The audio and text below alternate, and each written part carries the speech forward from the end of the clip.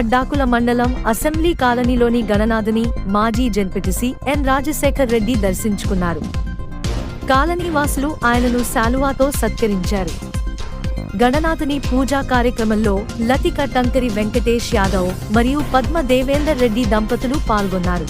నిత్య అన్నదాన కార్యక్రమంలో భాగంగా పండ్ల సాయమ్మ ఆధ్వర్యంలో నిర్వహించారు.